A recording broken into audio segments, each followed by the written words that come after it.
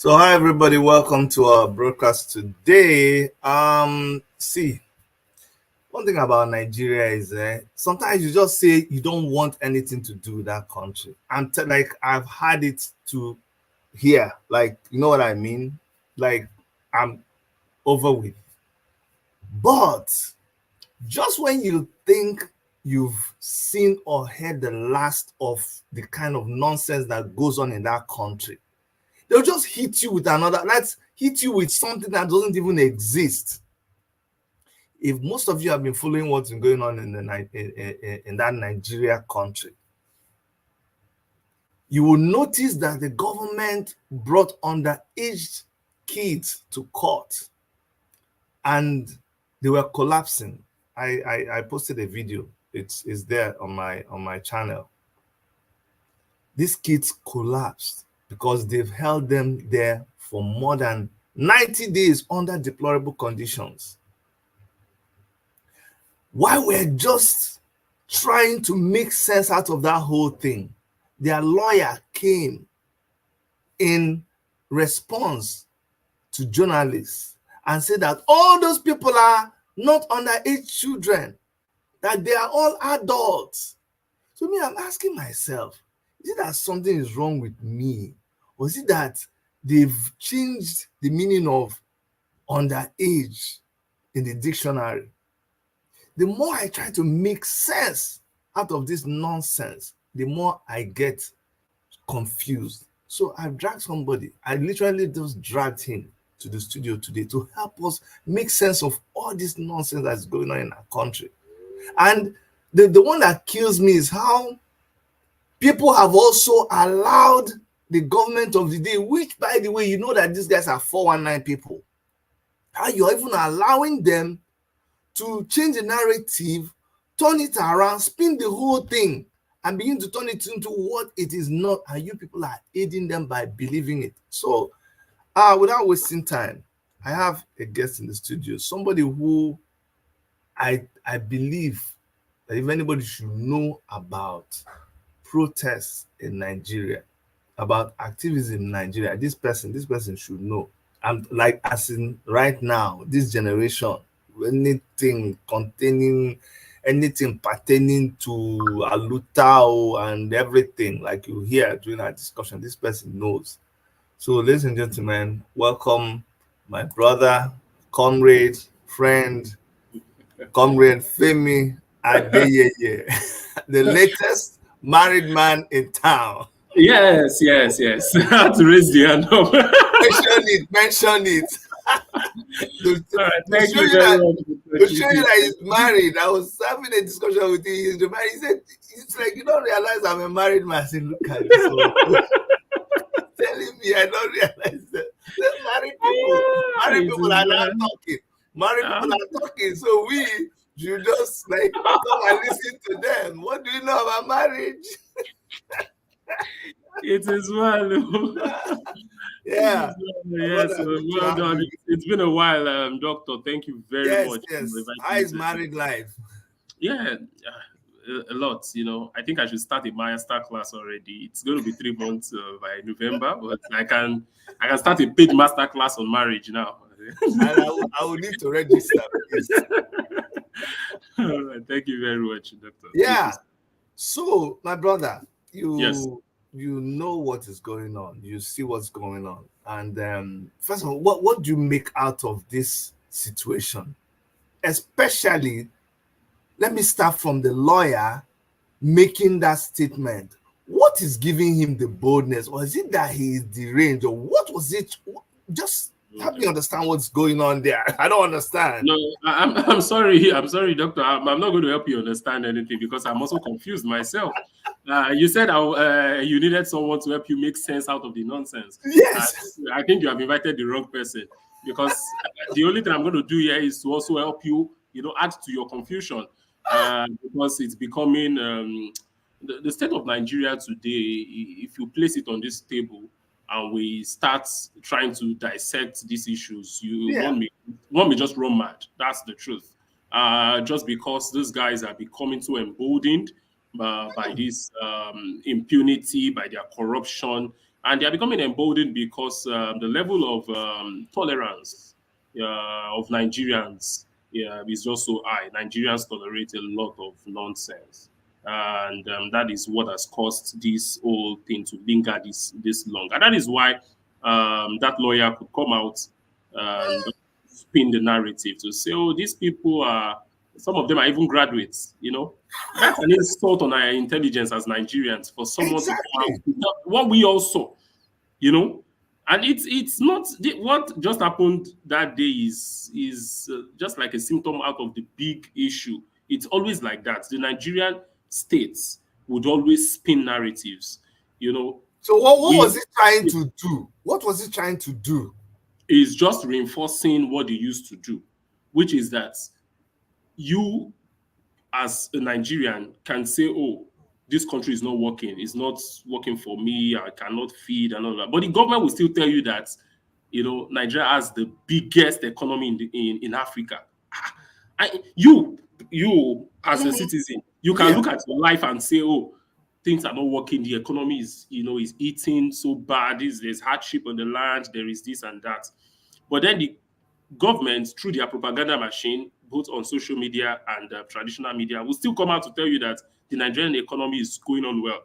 And through their Bretton Woods institutions like the World Bank and IMF, they will also come back to tell you that, yes, things just in the next 15 years, this hardship is going to, you guys are going to get out of this hardship. But Tinubu is on the right track. That's what they will tell you. So that was what that lawyer did, which is that forget about everything you've seen. Let me tell you what I want you to believe. And it is the fact that these children, these ones you call children, are not children. Some of them are graduates. Some of them are married. Their loved ones came to greet them. And he was just telling all of us, it's an insult on the intelligence of people who actually believe that they are educated in this country. We used to pride ourselves to say, oh, in the world, Nigerians are one of the most educated. In fact, when they go out to other countries, they study, they get the MSc, they get the PhDs, and all of that. But right here, a counsel to the federal government is insulting our intelligence and our brilliance to tell us that what you all saw is not true. This is what I want you to believe. And, some people jumped on it. I mean, the APC agents, definitely. And they started, releasing videos, releasing pictures of the some vandalism that happened during the protest that they sponsored. They know I'm speaking the truth, that they sponsored. So they started bringing all of those things out. At some point, they turned the whole thing to the North versus South debates. That, oh, Tinubu, you are dealing with the North, we will not forget.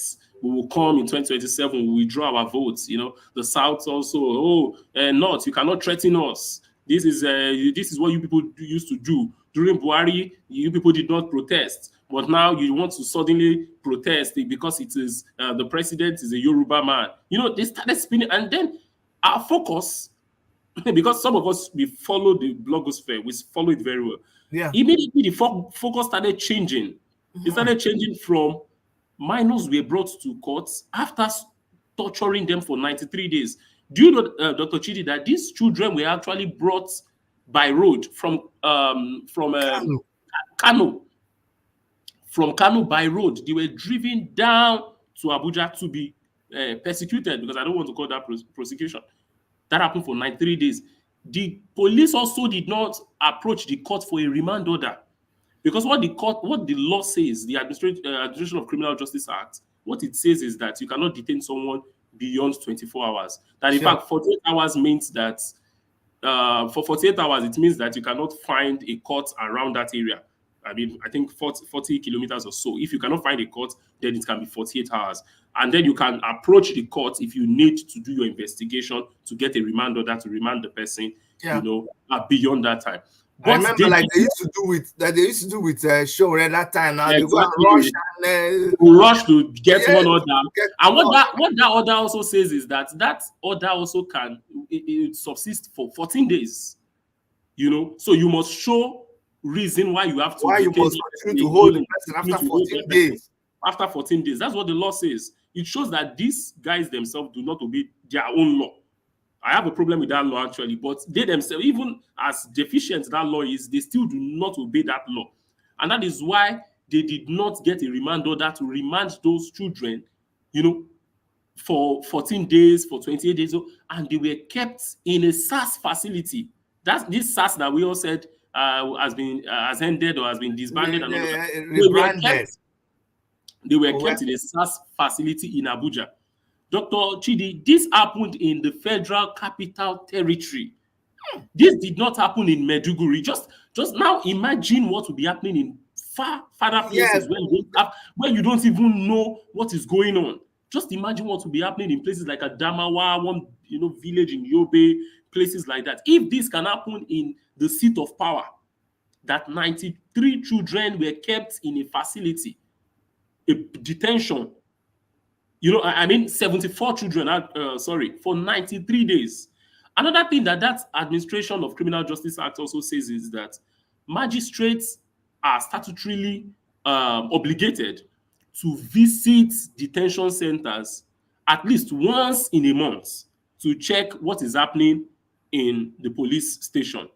So that if anybody has any case, why are you here? Why? Okay, your people have not come to bail you, do it administrative, something like that. It's in the law.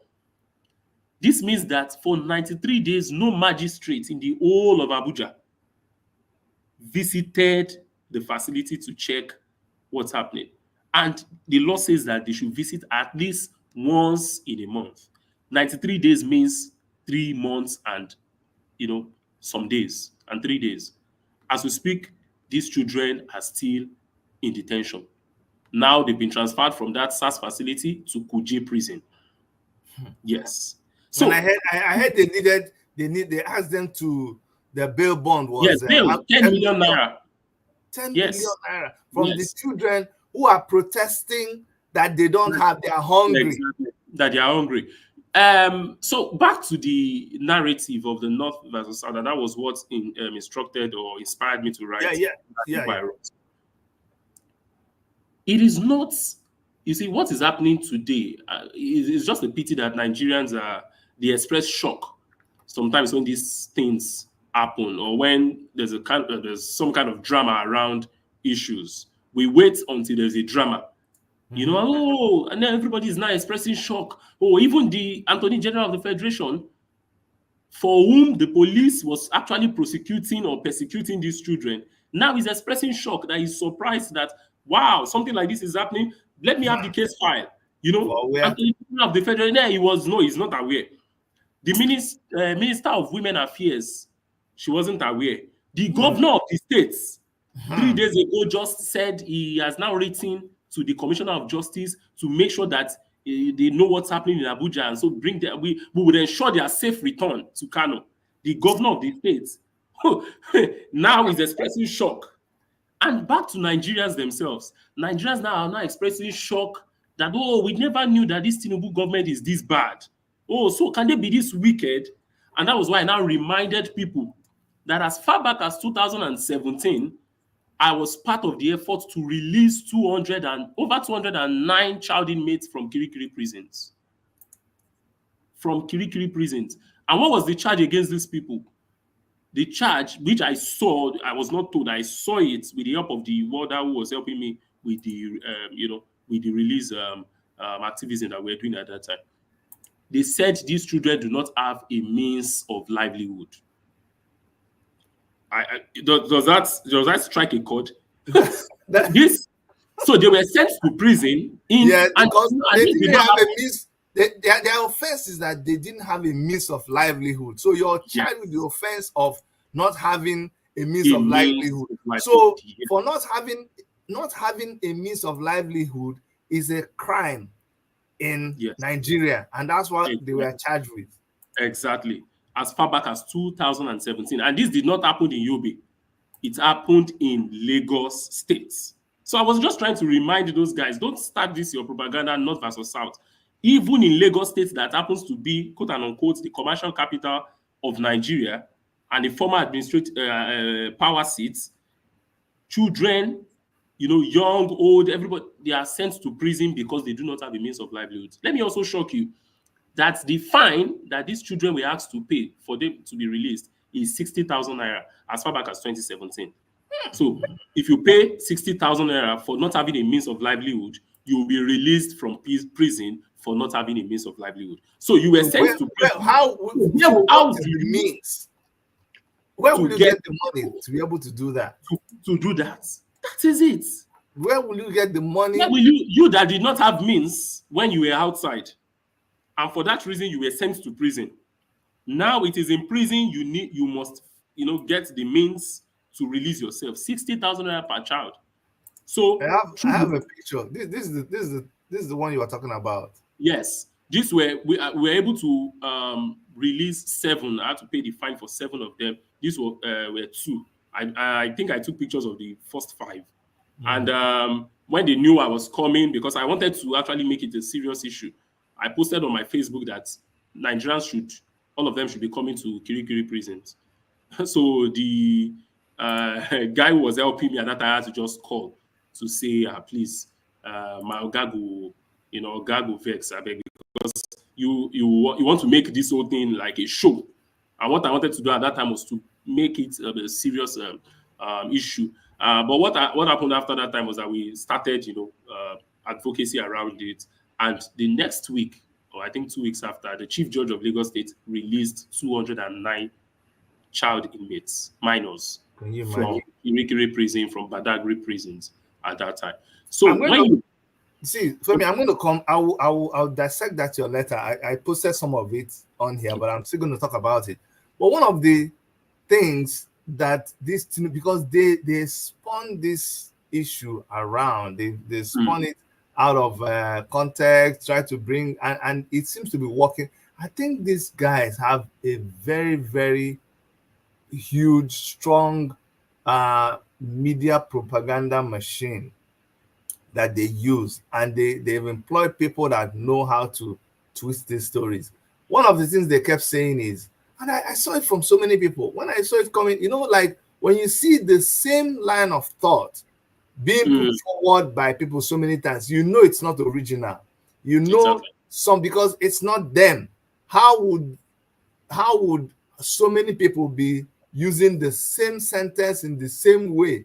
It means it's a WhatsApp group. they are on WhatsApp it's groups. copy and paste. It's copy and paste. Exactly. Somebody just pushed that idea, and the person who will push it is somebody who will clone themselves like somebody they will believe. So they'll think this person is with us, and the person will just steal that idea. And one of those ideas is the fact that, oh yes, why should they pity these young people? Maybe these are the same young people that went and stood in line and voted for Tinubu. So yes, let them go and suffer what adults suffer, because they stood in as adults and voted. That they pandered that one, and it seemed to be catching. What do you have to say about that particular one? In fact, what you just said now, those who are pandering this narrative, I feel they should be arrested, and I'm serious, because it's actually an indictment on the APC government for you to say, okay, meaning you're trying to say, okay, you used these children during election. That's what you're saying. So yes, or you hear things like, oh, so not too, they are too young, to go to jail, but they are not too young to commit the crime. You hear things like that. Sure. So it's an indictment that you are running a system that is lawless. Because what even the law around your system, however flawed, however denigrating that system is of whatever you want to call humanity, you still have little law around it. You have the Child Rights Act, you have the Administration of Criminal Justice Act, like I've just been saying since. You have different laws that govern these kind of issues. That if children actually commit crime, this is what should happen to them. They should not be tried in a federal high court. They should not be tried. There's they should either be tried in family courts, all these customary courts, or juvenile courts. Your law. I'm not quoting the law written by African Action Congress or Take It Back movement. It is the same law that all of you sat in Abuja to write. And that law is saying that, no, you don't bring children to these places. Dr. Chidi, these children have suffered a trauma that would stay with them for the rest of their life. And what's painful to me is that this, like I watched Amechi, as much as I don't like Amechi too much, but you know, Amechi can be blunt sometimes, and he's repeatedly, you know, he turns on himself. That's one thing about him. He'll turn on himself. I remember when he was saying that the reason why they do what they do as politicians is because nobody has to. He said, the day you will begin to stone us, we would we would behave.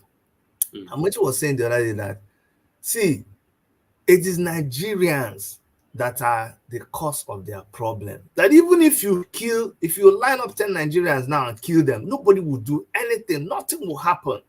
I heard, if you go and watch that video, you won't believe that it's Amechi talking.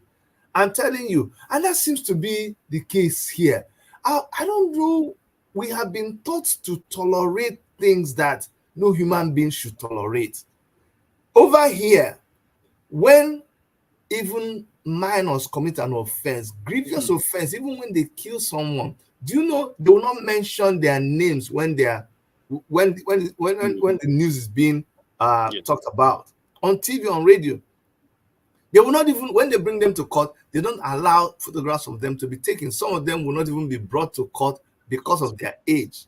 Sometimes they would have to wait. They'll be remanded in juvenile facility until maybe they are old enough to stand trial. These are the kind of things that you do. But see what they have now turned. And the worst part of it is that these children have suffered trauma. Let's assume that, yes, these children were used, because they were used actually. What I don't understand, and the heartlessness of people, is that these children, they did not on their own take those decisions. They didn't have the power to be able to decide to go and start. It is their condition. Don't you understand? These are children who are not in school. They were used to perpetrate that act of voting as minors or underage.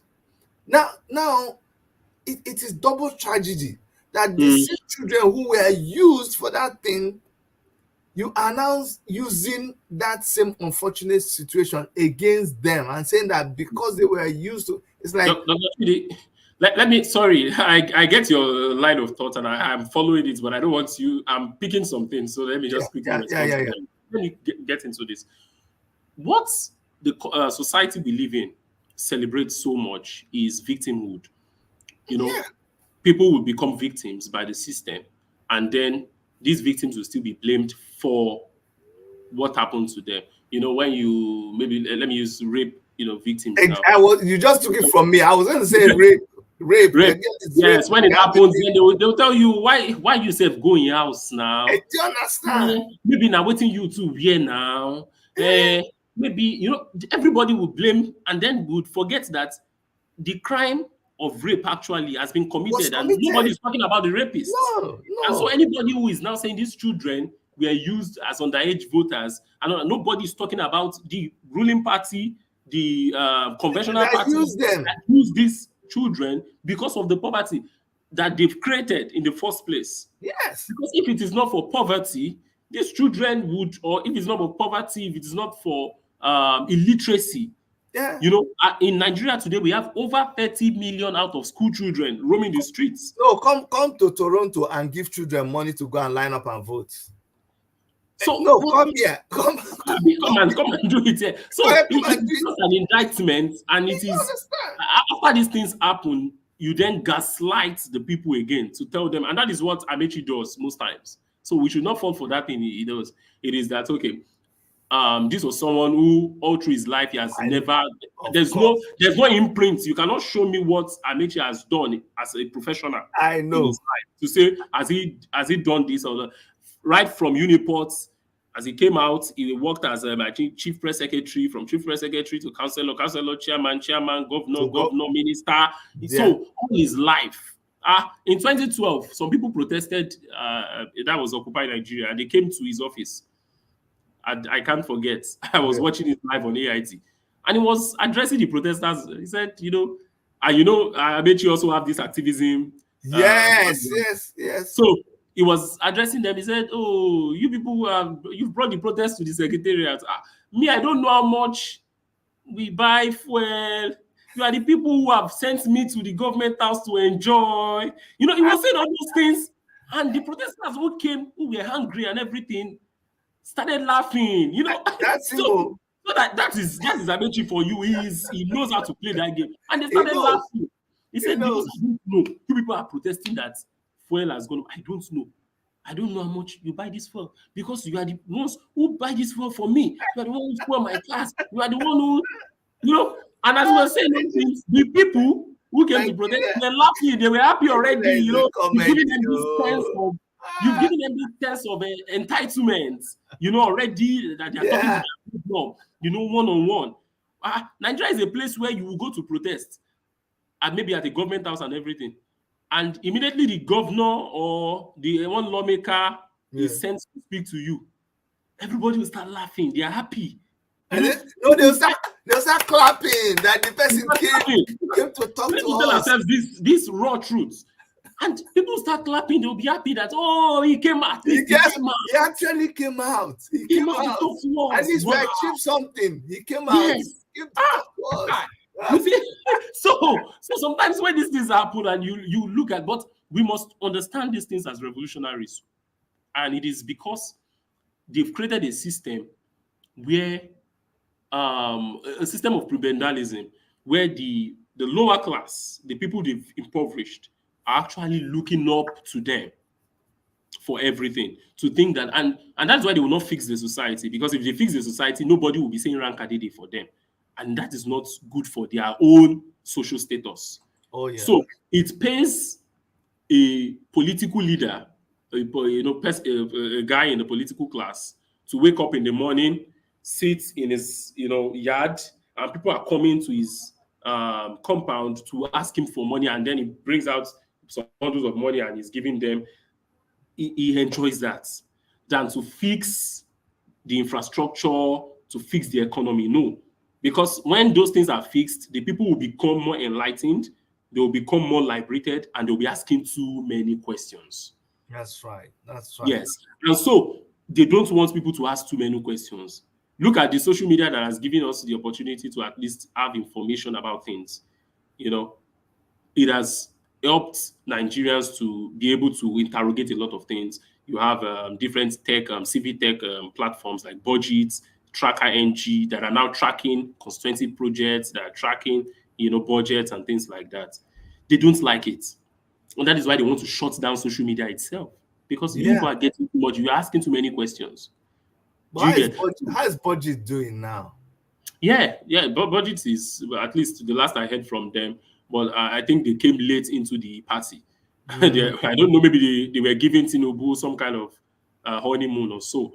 Because they were very, very serious at the time, At the time. And then the last I heard of them, I think they were using one hashtag like that. That's something that suggests that never again will they allow a kind of budget like this to be passed.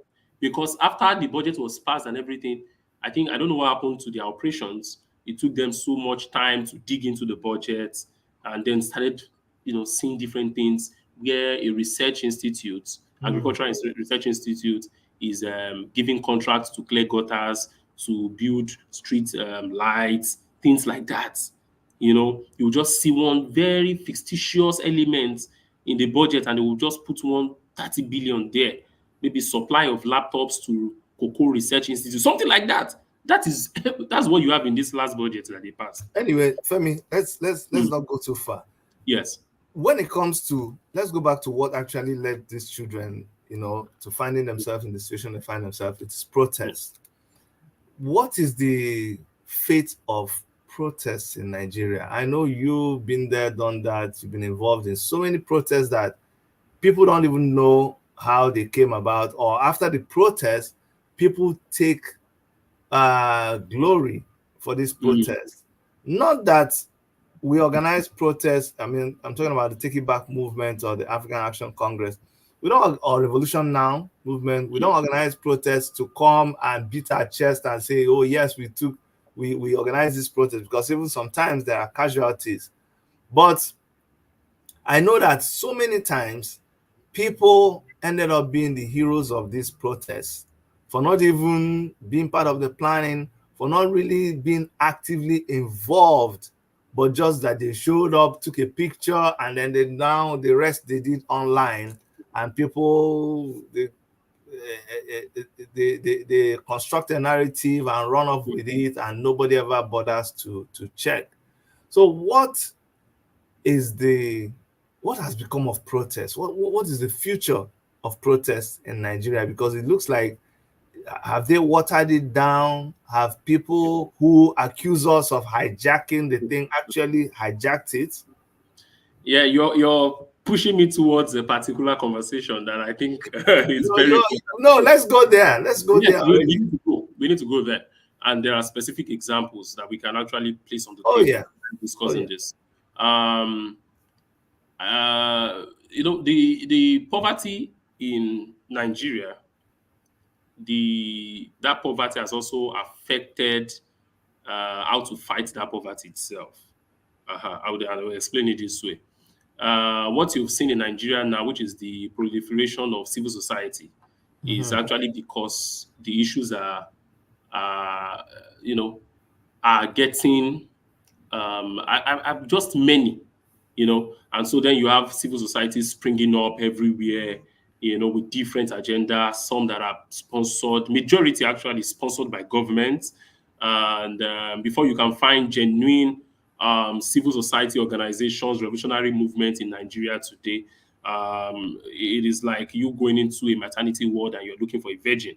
So it is that difficult.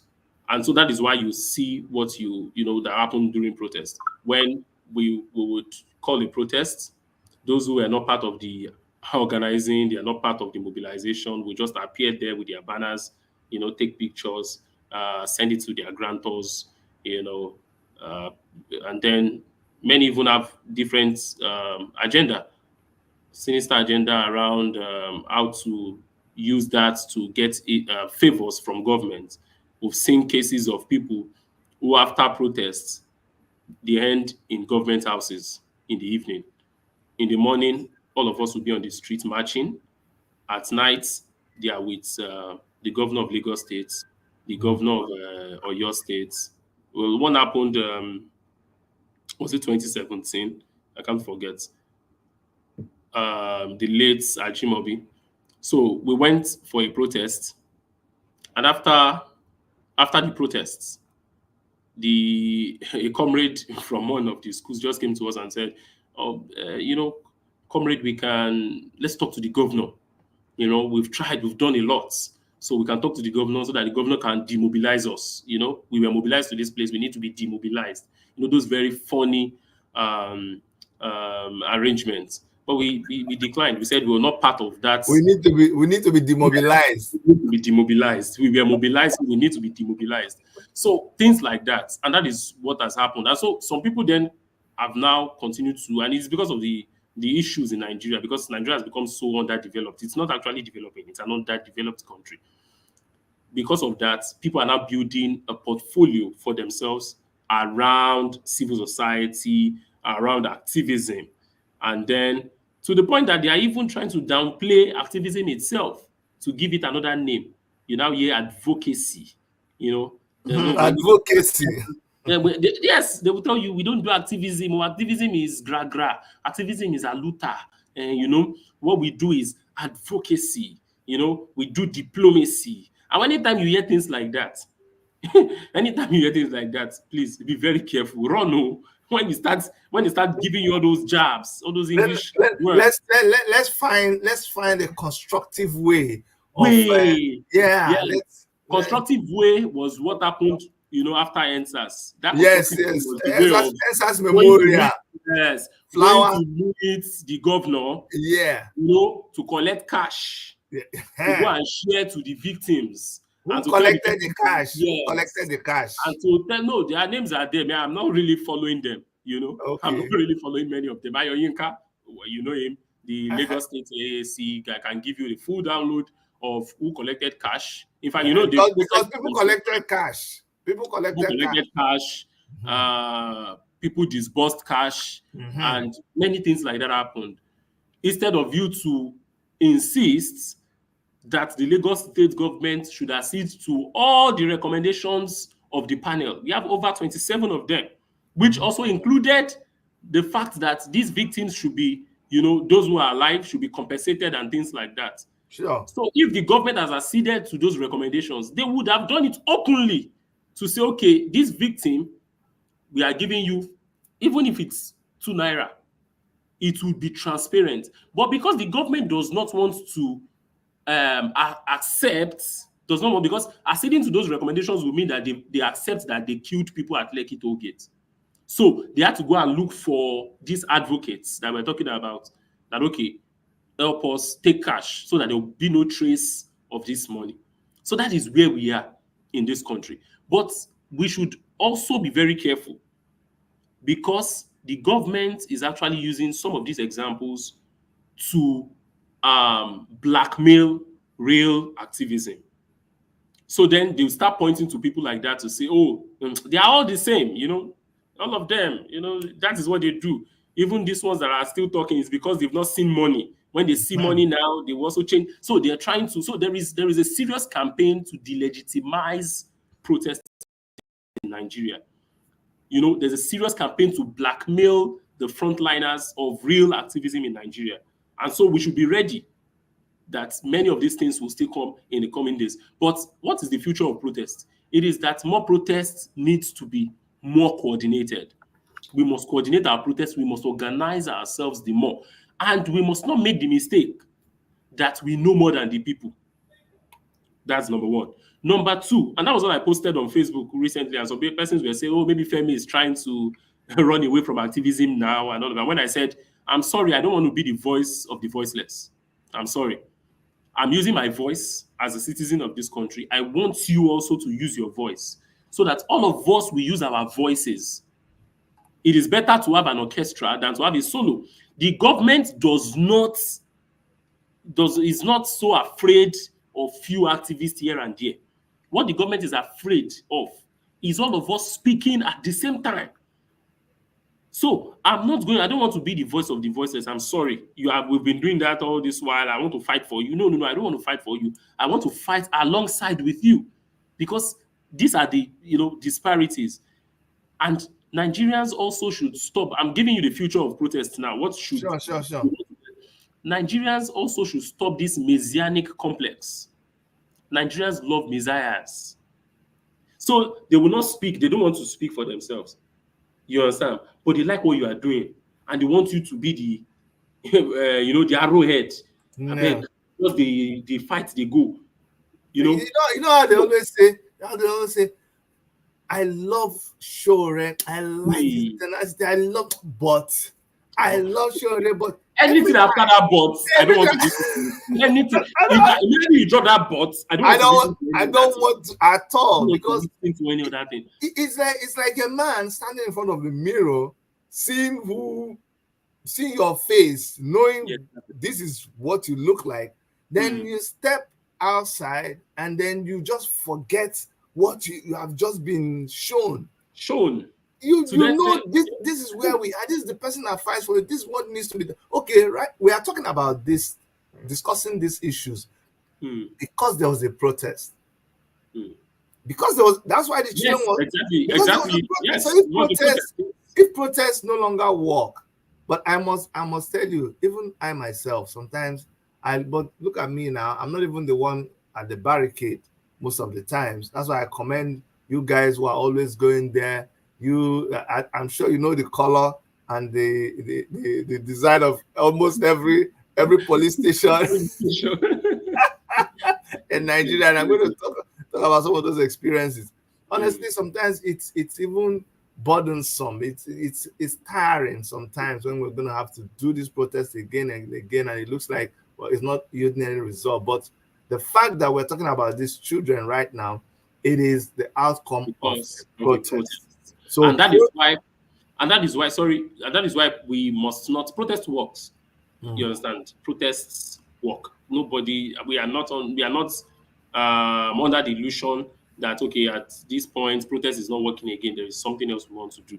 No. The meaning of protest is the expression of displeasure.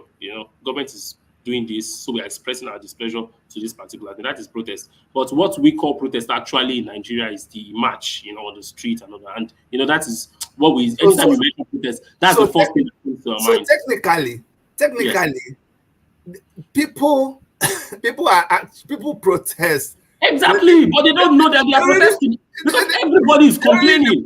Everybody's protesting already. Everybody is protesting. So when people come to tell Showore that, Showore, you don't know more than protest, and this, let us write a petition. You hear things like, let's write a petition to the National Assembly to tell them that they should include. You don't know that that's a protest. What's a petition if it's not a protest? It is a protest. It's already a protest. It is only for all of us to then understand that you cannot. There's this thing in Yoruba. We say "kokoko la rofa aditi." What that means is that when you're consulting the Ifa oracle to a deaf person, you have to repeat what you are saying over and over again so that they can hear it. So you are dealing with a government that is deaf. So what we need to do is to shout more. That is why the social media activism part of it, the petition, the public hearing part of it, of protest and all of these things, all of this must come back to the streets, because it is until when you come on the streets and we are, chanting our songs and making, making life unbearable for them, until it affects their livelihood, and that is when they start sitting up. Do you get? So everybody who is complaining about something in Nigeria today is actually protesting. Look at what happened. Look at what continues to happen in the Southeast every Monday. It is a protest. Sit at home. What's the meaning of sit at home? It's a defiant attitude to say, okay, instead of going out, okay, I want to sit in my house. And look at what the government is also doing as a response to that. It is the same thing they do to us when we go on protest on the streets. So it is the same response. So now you're saying, I don't want to go on the street, I want to sit in my house. But government is still coming to meet you in your house, that I will drag you out. Come outside, come out. You understand? So even the last protest, some persons also sang the old national anthem as a protest. So it comes in different forms. And so for us, the future of protest in this country, like I said, is that Nigerians should stop this messianic complex. That we must have a messiah. Until when we see celebrities. Yes. When we see celebrities, that is when we can come out to fight. I want to see the person who is in front first, so that, until we stop all these things and begin to understand that we are all citizens. Nobody was destined from heaven to be an activist. It is not a calling. It is not anybody's calling. Out of the 5 gifts of the spirit, or 5 spiritual gifts, activism is not plateau, is not there. So we all are activists out of the circumstance. We are all active citizens, out of the circumstance in our society. The kind of activism we do here can differ from different societies. For example, where you stay now, I don't think anybody will be doing any activism about lights, water anymore. No. Don't pass that stage. Maybe the issues you're talking about now, maybe is around immigration. Is a bus? No. The issue we talk about here is when a bus comes at 9:05, when it's supposed to come at 9. We can go. We can shut down the whole. So it's like I told somebody, a friend who was reaching out to me to say she's into animal rights. I said, see, for you never chop now. Human being never chop. We're talking about human rights. We are talking about human rights here. You are talking about animal rights. Please, I said, very fine. I love that idea. It is beautiful, but please continue. When we get to that stage, we would meet you at that point. And that is not to prejudice or people who are doing it. Of course. What I'm just saying is that our priorities are still, we still have serious issues in front of us. And another thing I want to quickly add before you ask your next question is that there is no activism also that is easy. The day you know that that activism that you are doing is serious is the day you become frontal about it. People used to say, I don't want to be on the streets. I just want to be on social media. But look at what's happening to many of the social media activists today. The PDOM guy, Isaac Bristol, arrested, tracked by the DSS, under the order of the National Security Advisor, no Ribadu. They picked him up, locked him up, things like that. So many of them. Dambelo, who all he does is video skits, and look at the attack he gets every day. In fact, I won't be shocked that any day that guy lands in Nigeria, he will be arrested by the DSS for those things those skits he does on social media. Look at Macaroni. Look at when he was picked, look at how they naked the guy. So it is not so there's no activism that is simple. There's no activism that is easy. Even if you're doing climate change activism, the day you start that activism is the day you will know that there are a lot of profiteers a lot of people who profit from the climate issue in the world today. It is the day, it is that day you will know that people who cut the trees in the forest are actually profiting from it, and they won't want you to do that activism. So there's no activism that is simple. It is for all of us at this time because Nigeria it is already down the hill. It's down the hill. We should not be shocked about anything again. That's why I cringe in my spirit when people are now shocked by some things. I'm like, so you don't know that this government is wicked? Are you telling me that you are just finding out that this government can do this? Now, Wike, and I'll end here. Wike is arresting beggars in Abuja, arresting them for being beggars, for being poor, criminalizing their poverty. Nobody is asking questions that what is their offense? What are you taking them for? Nobody is asking now that where are you taking them to? Maybe suddenly one day we will just find those beggars in the federal high court like it has happened with these minors. That's when all of us will now say, oh, these people are marks broken. Oh, I never knew that this government can do this to poor people. But it is happening now. Fees have been increased across Nigerian universities. Students are dropping out on a daily basis. We are not discussing that. Maybe one day the dropouts, due to this bad policy, now become highway armed robbers. And maybe they catch some of them. And maybe during crime fighters, they are now, telling their story that, okay, I used to be a university, student before, but because I can't go to school anymore because of the increment in fees and all of that. That's why I joined this. Maybe people start crying. Oh, I'm shocked. I'm surprised. So, let me, so that we'll go back, because we started on a certain note and we continued on that trajectory, but actually coming back to the title of this broadcast, yes, which is Nigerians majoring on minor while minoring on major. Yes. Someone was asking me, are you sure people will understand this? I say, it is part of it.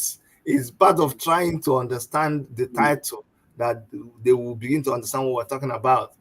How come? You're really disappointing me because I brought you to help me understand, but I'm sorry. You're not add to your confusion. You're not doing a good job at all. I'm adding to your confusion. To help me. I'm sorry. Why are we more interested? Why are we more? See, in the description of this, when I was putting this, you suggested this title, but when I was writing the description, I said we like to chase rats when our house is on fire. Exactly. Why is it that in the middle of everything that is happening, I was talking with Show the other day, and he was like, Chidi, it's just like someone wants me to talk about. I wasn't telling him about that show, right? I was telling him about this man that this senator that slapped that Uber driver, boat driver, and he said, Chidi, you want me to start discussing that issue? I mean, I don't even understand Nigeria.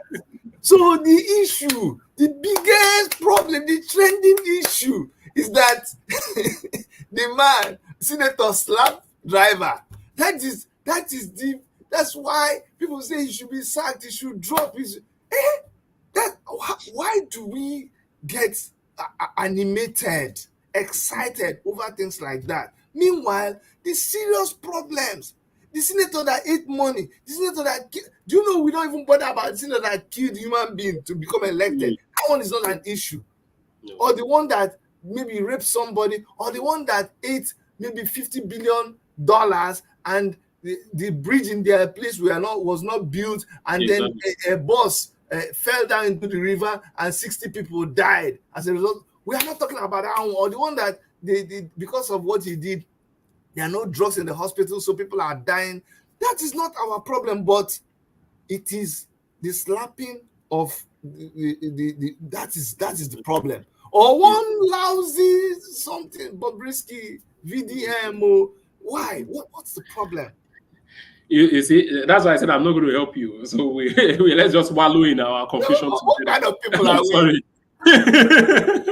Let's just wallow in our confusion What kind together. of people are we? But the little things I think I understand about Nigeria, having worked with a number of them, to mobilize them for different things, is that we presently, Nigerians have now been so desensitized from serious issues. Do you know why? Because those issues, they happen, those tragic issues, they happen almost too often. Mm-hmm. So when you hear 60 people die in Taraba, I put it to you, Dr. Chidi, immediately that news flashes. Nigerians don't feel it again. No. 60 people killed by bandits in Taraba. Let me just for example, 120 people die or were killed by Boko Haram. 200 Boko Haram ravages this village and displaces 3,000 people. So the sensitization or that sense of urgency that comes with tragic news, Nigerians have been so numb from those issues anymore. So things like that don't move Nigerians. Or you hear that the senators stole maybe 150 billion. Nigerians are like, okay. Can you bring the next news? Yes. Next one, because these things that they've become so trite in our political sphere, they've become so trite in our society that we don't get sensitized about them. We don't get enraged about these issues anymore. They've become so common. So that is where Nigerians are psychologically. And the government is benefiting from this, from it, because they don't have to. Even when there is a shocking news, all they have to do is they don't say anything. They know. In fact, when they talk, when they comment, when they try to offer an apology or an explanation, that's when the thing catches fire. So they just keep quiet and let it just pass. The president doesn't say anything. The minister in charge, except something like this story about the children. That's when. That's when everybody, but even in this one, they will just Nigerians will soon move on. No, it's going down already. The news is going down already. It's going down already. So the only thing that's left is because of some of us who are still talking about it. Or else the whole thing is going down already. Some of the persons who said they were at Kuje prison, was it this morning or yesterday? Yes, this morning. This morning, being Monday. They said the traffic to Kuje prison, where those children are, the trafficking. Minister of Women Affairs, everybody wants to go and, as if one new thing. Take a picture. They have to take a picture with them. With them. Do you get it? So Nigerians are at that level psychologically where they now they major on minor things because they just want to escape from the problems, the daily problem. So it's an escape. It's an escape. Yes, it's an escape mechanism, just to escape. Also, there's a Bobrisky matter. Oh, let's just get on. Let's feast on this one. At least we can let's cool the gas. You understand? So the real issues that affect their life every day, they're not so sensitized about it anymore. So what's the solution? What's the solution? How do we get people thinking again about their real issues? It is to I don't want to sound simplistic, but the thing is that we need to go back to the drawing board. And when I say go back to the drawing board, I mean those of us who are concerned citizens. I don't want to use the extreme of I say revolutionaries, because sometimes I think that word actually scares some people when they hear revolutionaries. Like, wow, these people are the Che Guevara of Nigeria. They are the Fidel Castro. Maybe they are planning armed struggle somewhere. So let me just use the word concerned. So those of us who are concerned, who are of the higher consciousness at this time. But maybe they've captured you too. You see, now you're beginning to use words. You see, I'm suspecting you. Now I'm fearing you because you see that maybe they've captured you. Now you're saying we are concerned citizens. We're not revolutionary again. No, I said, we want to get more people to understand what we are saying. So I want to use something they would really understand, which is that all Okay. concerned citizens at this time should come to the round table and draw out some kind of political education that needs to be done. We need to educate our people. We cannot overemphasize education.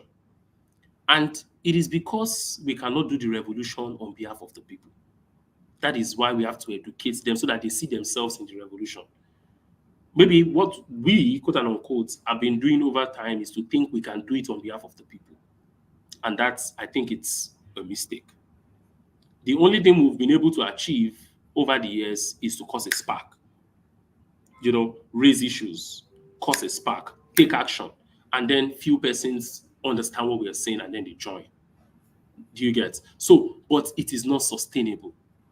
The number of issues I get per day as an activist in this country that people bring, no, I don't know them even talk about myself.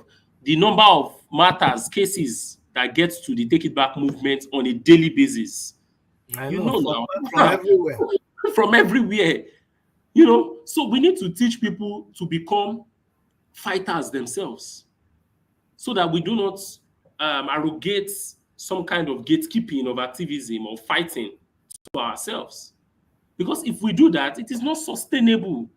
Dr. Chidi, it is not sustainable to continue to fight for people. Why they, was it who said that at the particular town hall? I think the town hall of New Central, calling out all the big men in Abuja, that all of you join this next protest, because we cannot be protesting for you so that the road will be good. We are calling that, government fix this road so that you can drive your SUVs on those roads. Because Why people protesting don't even have cars. Don't even have cars. You get it? So those of us protesting don't even have cars. We don't even have any of these things. But we are telling the government to fix the road so that you can drive on those roads with your SUVs, with your Rolls Royce and all of that. So it's education. Serious education we must do it. And while we're doing that, we're also mobilizing our people for action. I have that belief. I'm not pessimistic about it, that Nigeria would experience a revolution. This whole thing that we're saying, and it seems as if some persons are already giving up on the whole thing. Like, because it is me, I understand it. When anybody tells me that they are giving up, me, I can relate. I can understand.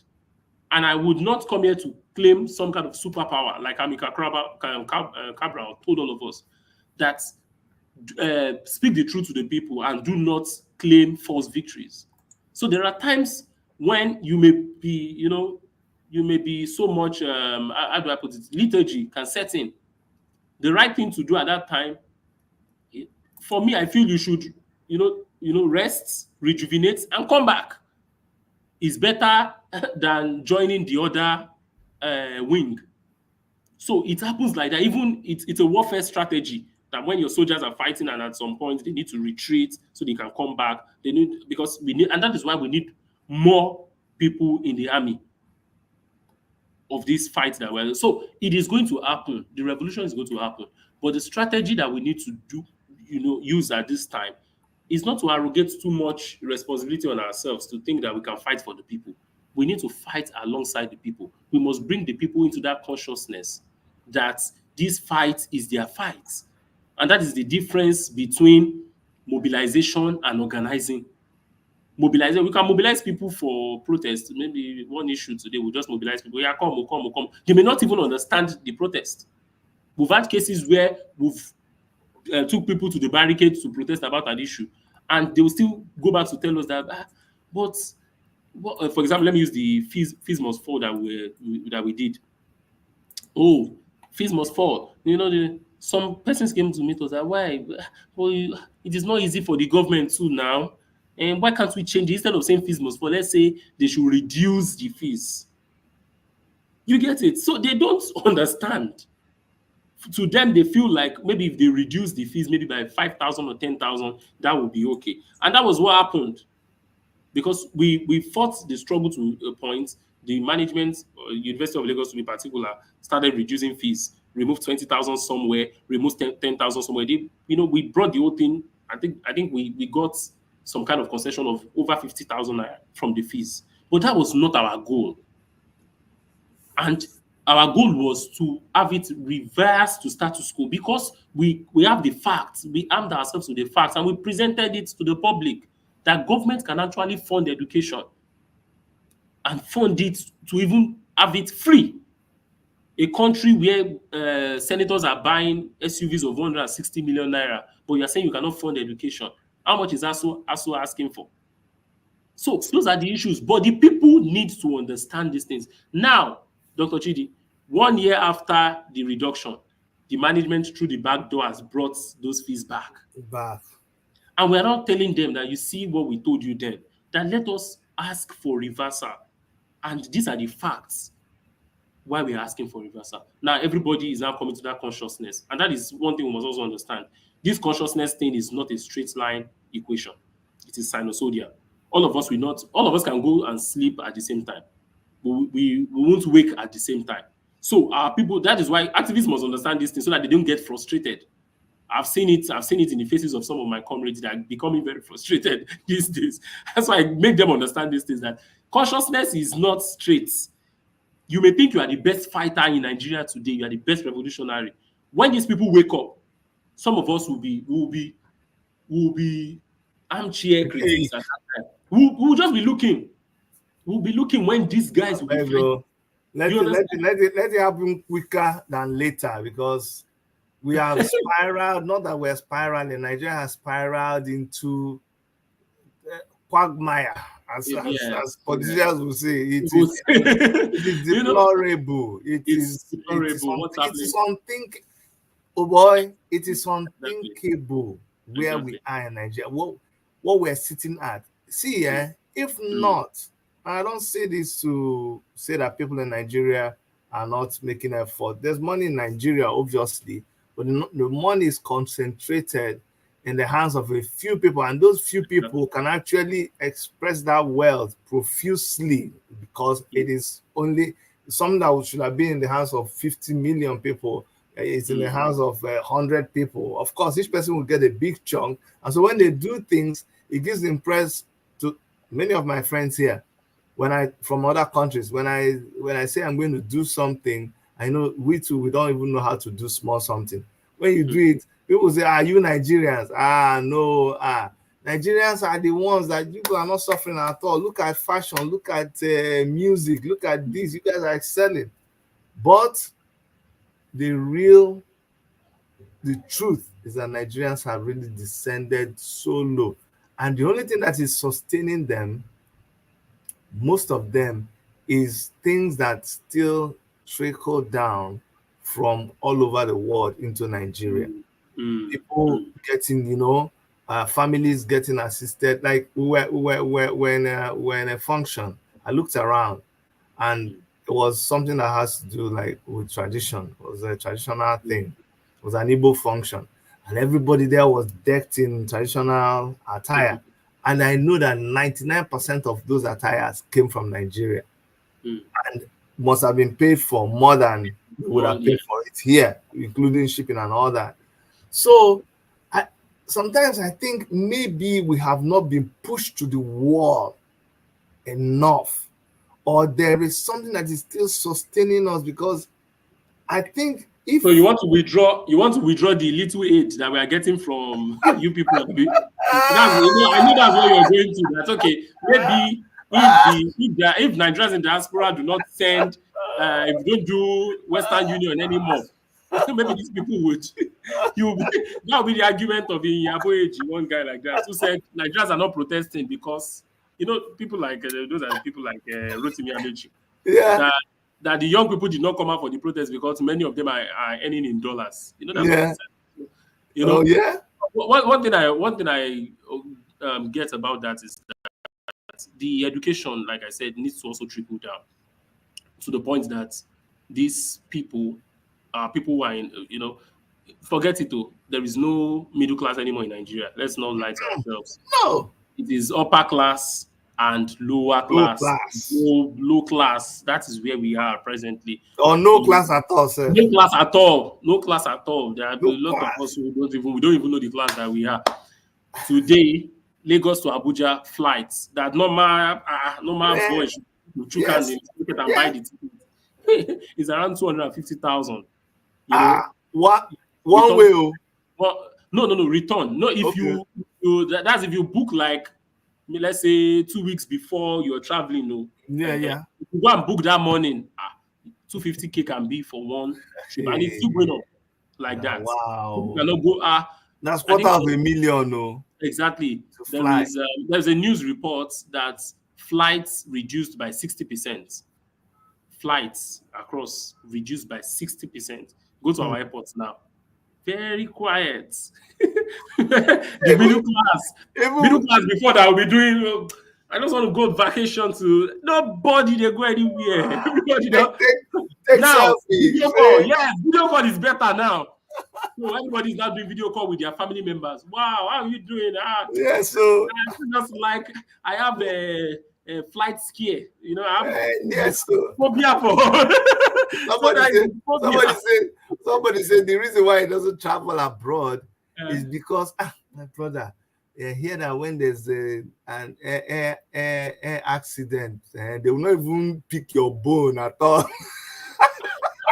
It's a lie. I say when you don't get money. I say you don't get money for that flight. Yeah, Tinubu has shown everybody shege. So, and the shege is going up. You know, it's not coming down anytime soon. So T-Pain is taking everybody up. So that is what's causing this whole, cut down on this, and everybody's now doing as if they are financial managers. You know, the very funny thing that Nigerians used to do is also this adaptability. We can adapt, and it is a serious weakness. It is the reason for our downfall as we continue to go down this hill. When Twitter was banned, what did Nigerians do? Instead of all of us to come out protest about it, we got VPN. Let's bypass it. Yes. We are there. When Buhari felt like, okay, I've satisfied my ego, give them the Twitter back. Some of the conditions that Lai Mohammed and co released at that time was that they needed Twitter to have an office in Nigeria. Yes. Till today. For where? Where's the office? Which office? When you don't think people see it's us that have this over-bloated ego about ourselves. Nobody takes us serious. Of course, they were just like, what's wrong with this one? Remember when Saudi Arabia said they will ban Nigeria. Nigeria said they are going to ban Saudi Arabians from coming to Nigeria. Said, look at you. So when fuel also went up at first, after the announcement that subsidy is gone, what happened? Nigeria started doing this conversion, gas. Use gas. I saw the thing explode. It was everywhere. I thought it exploded in one vehicle. Yes. No, that's even the CNG one. I'm talking about that conversion they were doing with the generator. You use the gas to power the engine, and then you have lights. Yeah. At that time. So when gas went up, nobody's using it now. In Nigeria today, I don't think I can count anywhere where I found that thing again. That the noise has gone down. They even did that biogas. Biogas. You plug into your system. We just try to adapt. Adapt. Be an entrepreneur.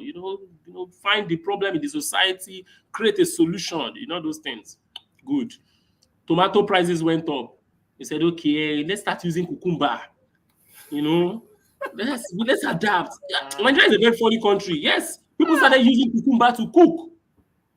So you buy small tomato, you now blend cucumber with it. The thing will now be plenty. You now posted on Instagram.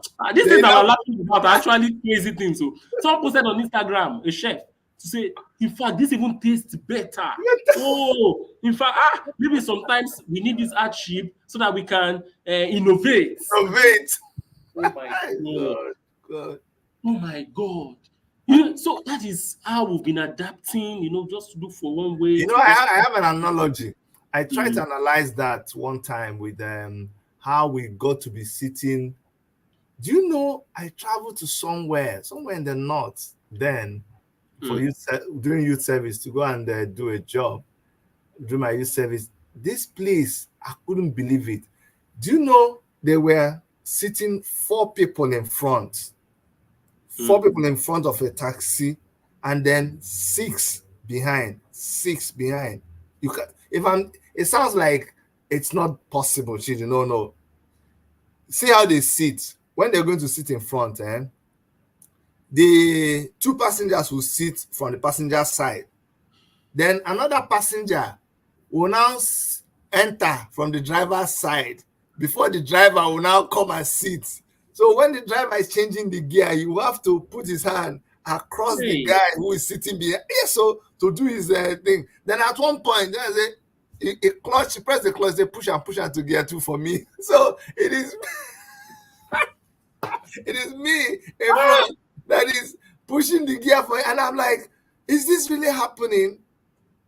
See, we started from one person in front, 3 people behind, and then you come to the motor park. They try to put somebody behind. You're like, no, no overload. No, we not go agree. We not go agree. Agbero go always try to, or they will tell somebody to stand by the road. When they finish loading in the park, that person will now join the vehicle. We protested. Before you know it, we were sitting 4 at the back.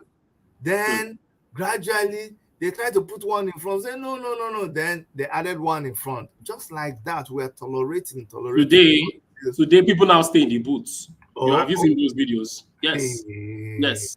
People staying. Why not? no. The video I saw was the guy carrying a generator in the boots to power his electric car because Okay. No, this one. People now stay in the boots. Maybe I would find some and share with you. People now stay in the boots of the car because they cannot afford transport fare. In Nigeria today, people spend 3,000. Oh, did I just say 3,000? People spend as much as 7,000 naira per day to go and get daily 2K. So to go to work, because if you break down your salary, per day, maybe it's 3,000 or 3,500 I per don't day, even know how it works. and people then spend times 2 of that to go to work. People now stay. Some persons now sleep in their offices. They'll Because they sleep in the can't. office. I know a lot. They'll just sleep in the office Monday to Thursday, and on Friday they'll go back home. That's what people are doing now. That's the adaptability, syndrome in Nigeria today. It's crazy, Dr. Chidi. There's no Anyway, better way to we describe it. won't give up. We'll continue to do our Exactly. best. This is the education you're talking about. I want to thank you for coming on. Thank you, What sir. can we do? We're just going to continue doing this, and hopefully, one day, things will. The people will rise up and do what they're Yeah. supposed to do. As they say, this revolution will not be televised. It will not be announced. All we are doing is just exercising, Yes.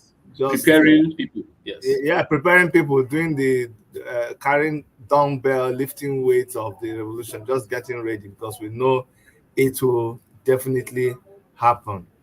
Okay, my brother, thank you so much for coming on, and Thank you keep so doing much. the good work you're doing, Thank you and so much. God will help us.